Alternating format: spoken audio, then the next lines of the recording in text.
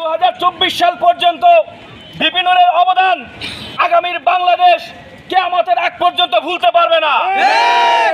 বিপিনুরের যা অর্জন রয়েছে, এখন যারা চাঁদাবাজি করতেছেন তাদেরকে বলি, বিপিনুর গত বছরে এই গত ফ্যাসিবাদের আমলে যা অর্জন করেছে তার মাধ্যমে সে তার সারা জীবনের সকল অপরাধের কাফারা দিয়ে ফেলেছে। ব্যক্তিগত পর্যায়ে বিপিনুরের অপরাধ থাকতে পারে, তিনি মানুষ, ফেরেশতা নন, কিন্তু আপনারা বিপিনুরকে এইভাবে আক্রমণ করতে পারেন না। আরো কষ্টের বিষয়, আমরা দেখতেছি বাংলাদেশ আর্মি, যাদেরকে আমরা মনে করি আস্থার জায়গা, তারা প্রেস বিজ্ঞপ্তিতে বলে মব জাস্টিস রুখে দেওয়ার জন্য বিপিনুরের উপর আক্রমণ করা হয়েছে। তাদেরকে আমি বলি, মব সামানের যে বিপিনুরের উপর আক্রমণ, তখন যুক্তি বেতর ভাবেন তাতে কোনো দলের। আমরা যে নতুন বাংলাদেশের স্বপ্ন দেখেছিলাম, যেই বাংলাদেশের স্বপ্ন দেখে আমরা ডক্টর মোহাম্মদ ইউনূসকে ক্ষমতায় বসিয়েছি, দেশের জনগণ যে আশা আকাঙ্ক্ষা নিয়ে এই ডক্টর ইউনূস সরকারকে ক্ষমতায় বসিয়েছে, তিনি সেই দেশের মানুষের আশা আকাঙ্ক্ষা পূরণে সম্পূর্ণভাবে ব্যর্থ হয়েছেন।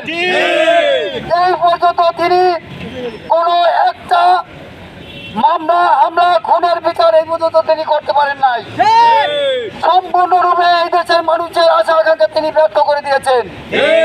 আমরা বিগত দিনে দেখেছি, আসিয়া হত্যা মামলার 3 মাস টাইম নেওয়া হয়েছিল যে 3 মাসের ভিতরে বিচার করা হবে, কিন্তু সেই আসিয়ার বিচার আজকে 5 মাস পর হয়ে যায়, বিচার হয় নাই। একটা অ্যাডভোকেটকে রাস্তার উপরে নির্মমভাবে ইট দিয়ে মেরে ফেলা হয়েছে, তার বিচার হয় নাই। গত 3 দিন আগে একটা নিরীহ মানুষকে চোখ উপড়ে ফেলা হয়েছে, তার কোনো বিচার হয়নি। এই দেশে এখনো আইনের সুশাসন কায়েম করা হয় নাই।